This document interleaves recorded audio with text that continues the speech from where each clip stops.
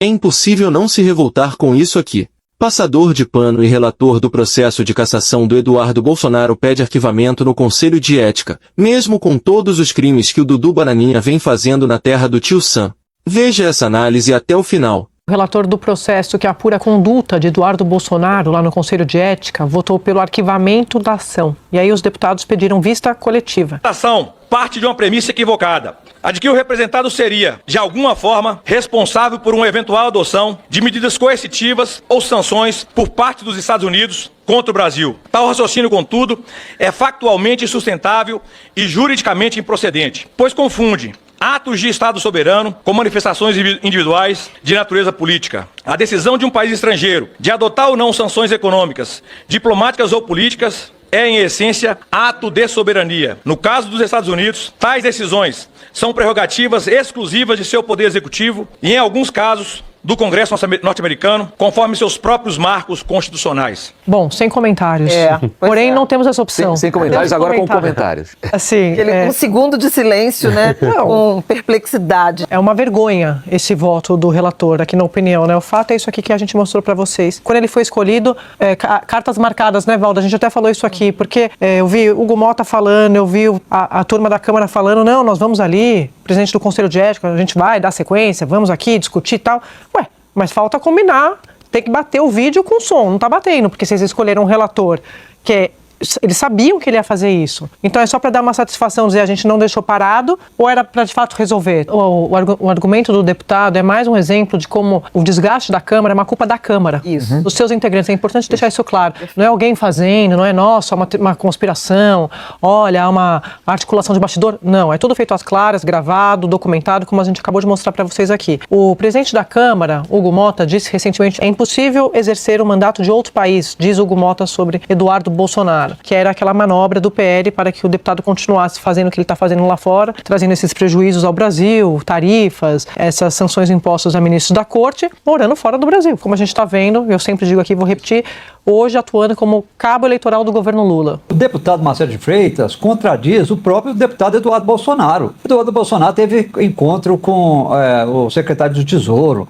manteve conversa com assessores do secretário de Estado. Ele admitiu publicamente que trabalhou para que as sanções fossem aplicadas. Ele deu declarações dizendo que seriam decididas sanções pela lei Magnitsky contra o ministro Alexandre de Moraes. Disse que estava trabalhando para que as sanções atingissem também a mulher do ministro, a Viviane Moraes. Então, se o deputado acha tudo isso apenas uma expressão de sua opinião em relação ao que aconteceu nos Estados Unidos, eu não sei do que a gente está falando. Claramente foi um voto totalmente parcial, em que ele pegou o parecer ali para defender outra pessoa. Ele não estava defendendo o Eduardo, porque o Eduardo exatamente foi totalmente na linha contrária do que ele falou. Tem provas públicas, né? Tudo documentado, dito pelo próprio deputado, filho do ex-presidente Jair Bolsonaro. Se imaginava que ele ia pedir uma suspensão do mandato de Eduardo Bolsonaro, né? Que aí acabaria beneficiando o parlamentar. Mas não, ele foi além. Ele pediu para arquivar o processo num caso que... Bom, as pesquisas de opinião mostram aí que a atuação dele prejudicou o próprio partido dele, o próprio pai, né? Acho que é o principal... Rapidamente sobre isso, essa história do deputado lá fora e tudo mais, o relator dizendo que as decisões tomadas que afetaram o Brasil, sanções e tudo mais, são soberanas de um outro país. Mas isso é óbvio, nunca ninguém disse o contrário. O que se questiona, se discute, o que nós já debatemos aqui um sem número de vezes, é o quanto a participação ativa do deputado Eduardo Bolsonaro, junto com o seu amigo Paulo Figueiredo, em contato com integrantes do governo de Donald Trump e com parlamentares americanos, influenciou, ajudou a que essas decisões fossem tomadas de forma tão dura contra o Brasil, descartando questões comerciais e sendo baseadas basicamente em questões ideológicas. Então, dizer que é uma decisão dos Estados Unidos é chover no molhado, mas é para conseguir fazer um voto desse jeito, realmente, como disse o Valdo, assino embaixo, escandaloso. Eu enxerguei como uma tática para retirar a objetividade desse caso. O que tem que ser considerado num processo como esse? As evidências, as provas objetivas de quebra de decoro, de infração, que justificam a punição. E me parece que quanto a isso não há nenhuma dúvida. Não. Inclusive pela produção de provas que o próprio deputado Eduardo Bolsonaro entregou contra si mesmo. Aliás, essas provas embasam, inclusive, um inquérito na Polícia Federal, pelo qual ele já foi denunciado pela Procuradoria. Então, se o deputado do Conselho de Ética não quer perder tempo, pega o relatório da Polícia Federal, pega a denúncia da Procuradoria-Geral da República, e ali há elementos fartos em relação à reivindicação de Eduardo Bolsonaro em relação ao protagonismo das sanções contra autoridades brasileiras e contra o país. Então, é absurdo e eu quero concordar, assinar embaixo, Sadi, da sua declaração sobre o quanto isso respinga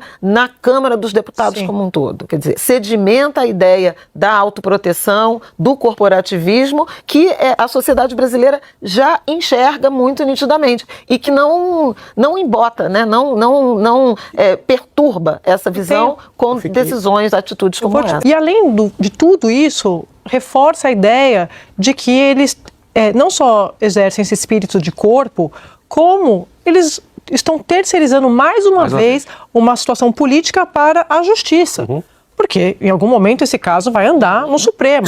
E depois eles reclamam da PF que o Supremo acaba resolvendo os problemas que são criados pelos políticos. Não é só uma questão, como a gente fala aqui, hoje ele é alvo de investigação, está lá no Supremo, mas eu sempre repito que ele é um problema para o centrão, para a direita.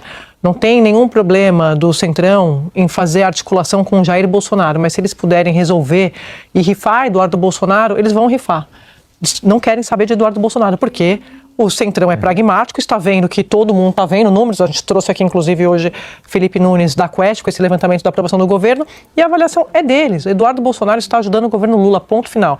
Não é uma avaliação apenas do governo Lula, eles convergem nessa análise. O cerco não só está se fechando a Eduardo Bolsonaro, mas está piorando ainda mais porque Lula tem hoje essa relação, está se desenvolvendo, mas tem esse contato, nem uma relação, mas esse contato direto, sem intermediário, com o presidente Donald Trump. E aí vem por etapas. O que o Eduardo Bolsonaro estava vendendo? Ele e Paulo Figueiredo, lá nos Estados Unidos, são os grandes articuladores, os grandes interlocutores do Brasil com a Casa Branca.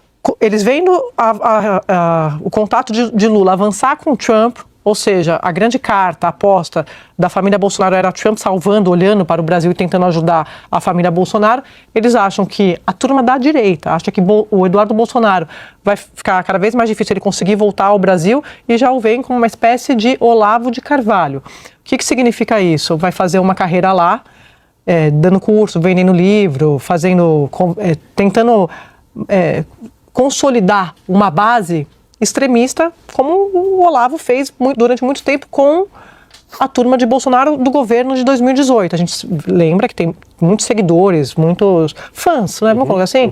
Muitos fãs de Olavo de Carvalho do governo Bolsonaro que viraram, inclusive, ministros, para citar alguns, Ernesto, ministro do Itamaraty, Araújo, o próprio Eduardo Bolsonaro, Felipe Martins. Então é como se a turma da direita, da política pragmática, estivesse vendo esse como um caminho natural para Eduardo Bolsonaro, se a situação, de fato, continuar piorando para eles nessa relação melhorando entre governo Lula e governo Trump. Da Pi.